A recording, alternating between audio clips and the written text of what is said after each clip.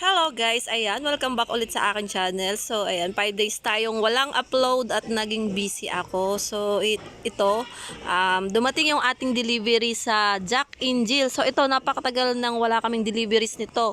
So ito yung mga Cloud9, mga Piato, C2.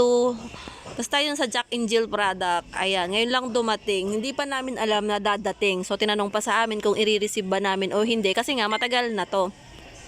So, ito yung aming mga in-order sa kanila. Ang mga, yan, kakaunti nga lang chichirya kasi nung dumating to dating nag-booking ay marami pa akong mga chichirya. So, hindi ako nag-order. So, yun, yung problema. Ubus na yung mga chichirya ko. Parating pa lang tong aking deliver na to. So, wala tayong stock ngayon ng mga piatos. So, dito ako kumukuha ng mga piatos, Nova, Bicat, kasi nga mura dito. Kung sa labas ako bibili, ay napakamahal. So, ang bentahan ko na, yun na yung benta nila dito wholesale. So, ang hirap pag doon ako bibili. Ang mga customer, syempre, nasanay na mura. Magreklamo pag ibinenta natin din ng mahal. So, yan yung ating mga deliveries na tubig, tsaka mga C2. So, ngayon lang to dumating. Siguro 1 month ko na tong order. Ngayon lang siya dumating. So, pero tinanggap ko pa rin nga kasi nga wala na rin kaming stock. Kaysa naman mamili kami sa labas, presyong talagang mahal ang aking mabibenta. So yan mga cup noodles. So yun lang ang chichirya ko, iilan-ilan. Kasi nga nung time na nung nag-booking to, madami pa akong mga piatos. Tsaka yun nga mga Nova. So ito lang yung aking pinag-o-order. Tsaka mga cup noodles, kending, mga Max. Ang mga Max ko nga kulang-kulang din. So maraming kulay to. Ilan lang din ang aking naging stocks. So yun yung problema pag may ahente ka tapos nagka-delay ang deliveries, yung stock natin talaga ay nagkukulang-kulang. So ayan. So iniintay na lang ng aking mga delivery na to na i-check yung kanilang deliver. So kawawa din naman kung hindi ko ito i-receive kasi nga napakainit pa ng panahon, ay ibabalik pa nila ito. So i-receive na lang natin. So yung kapatid ko ang mag-check ng deliveries. So ayan yung mga noodles na Nissan ramen. So ayan, buti na lang at may stock na ulit tayo. So, sabi ko, hindi ko muna to babayaran kasi nga syempre wala pa akong pambayad, medyo malaki din ito. So, dumating ito ay medyo pahapon na rin. Maigi na lang at pumayag kasi minsan dito sa Jack and Jill ay napapakiusapan ko na bago kami magbayad pag naningil na yung ahente, pag dumating na yung ahente. So, maigi na lang at pumayag. So, meron tayong stocks. So, yung kagandahan dito sa palengke guys, pwede mong pakiusapan yung mga ahenting iba na hindi ka muna magbayad pag wala ka pang pambayad. Pwede 1 week, 2 weeks, ayun. So, nakakatuwa. At ito guys, dumating din yung ating mga tinapay na mabenta dito sa ating tindahan. So, ito yung mga hopya, ayan, mga butter toast, mga otap, tsaka mamon.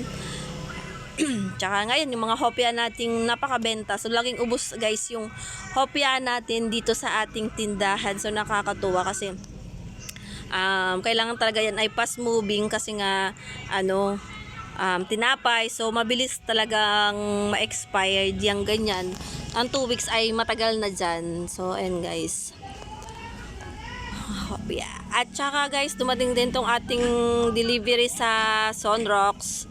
At ito ang ating order. So, ayan, marami-rami na rin tayong in-order na Sunrocks kasi nga naubusan din tayo ng stocks ng mga Sunrocks. So, ang daming naghahanap, wala kaming naibigay. So, sa mga grocery ay napakamahal nitong Sunrocks. Ang laki nilang magpatong dito pag mga ganyang mga fast-moving na item. Siguro, mga 15% ata wholesale na yun. So, ayan ang ating delivery sa Sunrock. So, ang aking in-order ang mabenta kasi dito yung 500 ml. Tig to 25 na original. So, isang box na yung in-order ko. Ganong Sunrocks, ayan. Isang box na para hindi na ako maubusan bago sila dumating. So, may ginangala at dumating na sila. So, may bibigay na natin ang mga hinahanap ni customer, yung mga na-delay na deliveries na ayan, yung Jack and Jill, ayan, mga Sunrocks. Kasi nga, simula nung nagmahal na araw, may mga nag-resign na ahente, may mga nawalang ahente. So, mga naliligaw sila at yung mga tindahan talaga ay apektado rin sa kanila dahil nga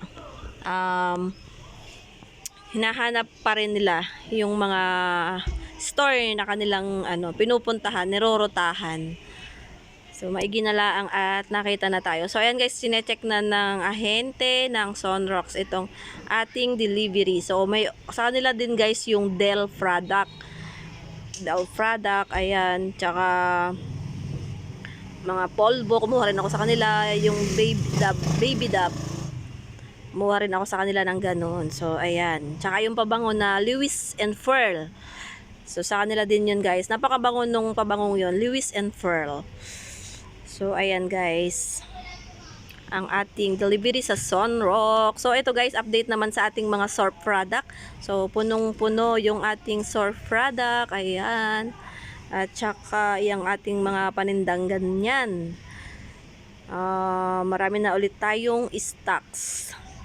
So, sana ay maibenta natin itong lahat at mapaikot agad. So, ayun na lang guys ang aking i-share. Salamat po sa inyong panonood at sana po ay huwag nyo pong kalimutang mag-subscribe. Ayan. Bye-bye. Ingat po tayong lahat.